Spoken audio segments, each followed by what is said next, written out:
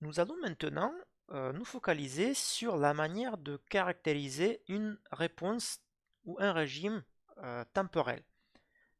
Pour cela, on va imaginer que vous avez un système qui est excité par une variation très rapide de l'entrée. Donc typiquement, ici, imaginons que l'entrée passe d'un niveau U0 à un niveau U1. Et dans ce cas-là, le système, la réponse du système aura une variation qui peut ressembler à celle que vous avez ici à l'écran. Alors, celle-ci, en l'occurrence, elle présente des oscillations. C'est pas obligatoire d'avoir toujours des oscillations. On peut avoir une réponse qui tout simplement augmente doucement jusqu'à s'établir à une autre valeur, y1. C'est aussi possible. Mais ça, c'est un cas plus général. Donc imaginons que vous avez la suspension du véhicule, d'un véhicule, et que la sortie c'est la position de la carrosserie et l'entrée est la position de la roue. Donc si le véhicule avance à une vitesse élevée et il va franchir un trottoir, donc la position de la roue subira un changement de position brusque, on peut imaginer que la position de la carrosserie suit cette réponse que vous avez à l'écran. Donc dans ce cas-là, la position de la carrosserie passera d'un niveau Y0 qui correspondra à l'entrée U0, elle va passer à un autre niveau Y1 qui correspondra au niveau U1, mais euh, entre les deux niveaux Y0 et Y1, il se passera quelque chose. Et on va essayer de caractériser et de décrire ce comportement entre ces deux niveaux établis ou entre ces deux régimes établis. Donc, d'habitude, on utilise des critères de performance pour caractériser justement ce régime, cette réponse temporelle que vous avez à l'écran.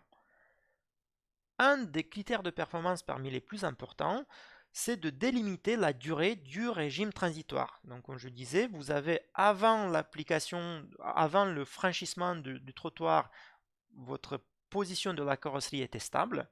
Après quelques temps, suite au franchissement du trottoir, votre position de la carrosserie va se stabiliser à un autre niveau qui est Y1, mais entre les deux, vous avez un régime ou une période qu'on appelle période transitoire. Donc, un des critères importants qui est défini, souvent, c'est le régime transitoire, la durée du régime transitoire. Par exemple, pour le véhicule, on voudrait que lorsque vous avez un franchissement de trottoir, vous ne voudriez pas que les oscillations de la carrosserie durent très longtemps. Donc ça, on peut le spécifier. L'ingénieur ou le fabricant du voiture peut spécifier la durée du régime transitoire qu'il souhaite avoir sur sa suspension. Alors, comment est-ce qu'on définit la durée de ce régime transitoire? En fait, la première chose que l'on fait, on trace une bande autour de la valeur finale. Donc Y1 sera la valeur finale, Y0 sera la valeur initiale. Et donc on trace une bande de Z% autour de la valeur finale. Alors ce Z%, attention, c'est Z% du déplacement entre la valeur finale et valeur initiale. Ce Z% dépend souvent aussi de l'application. Parfois ça peut être 5%, parfois ça peut être 2%, parfois ça peut être 1%. D'accord? Et donc ça sera 5% vers le haut et 5% vers le bas, ou 2% vers le haut et 2% vers le bas. Et on dit que le système est rentré en régime établi une fois que sa réponse rentre pour la première fois dans cette bande de Z% autour de la valeur finale. Donc à partir de cet instant-là, on peut considérer que ce système se trouve en régime établi. Entre le moment où on appliquait le changement à l'entrée et cet instant-là, on considérera que le système se trouve en régime transitoire. Et donc la durée du régime transitoire, ou la mesure de la durée du régime transitoire, le critère de performance associé, c'est le temps d'établissement. Donc on utilise aussi le temps de réponse pour désigner la même chose, ou en anglais settling time. et on notera par TS qui voudrait dire temps, et S c'est de l'acronyme de l'anglais settling. Un autre critère de performance qui est souvent défini, notamment lorsque la réponse a des oscillations, c'est le dépassement. Alors le dépassement, qu'est-ce que c'est? C'est de combien la sortie va dépasser la valeur finale lorsqu'elle sera au maximum. Donc très souvent, le dépassement, le plus important, c'est le premier pic. Le dépassement, généralement, est représenté en pourcentage.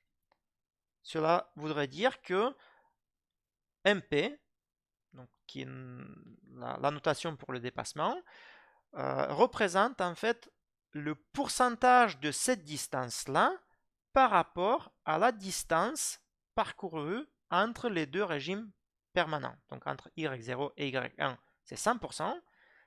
Cette distance-là va représenter, par exemple, 20% de ça.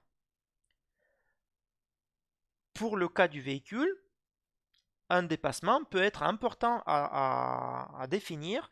Par exemple, on ne voudrait pas que la carrosserie, les oscillations de la carrosserie soient trop importantes. Et dans ce cas-là, le fabricant du véhicule peut imposer, peut spécifier quel est le dépassement maximum qu'il souhaiterait avoir dans son véhicule lorsque vous allez mettre en place lorsque vous allez concevoir un système de suspension.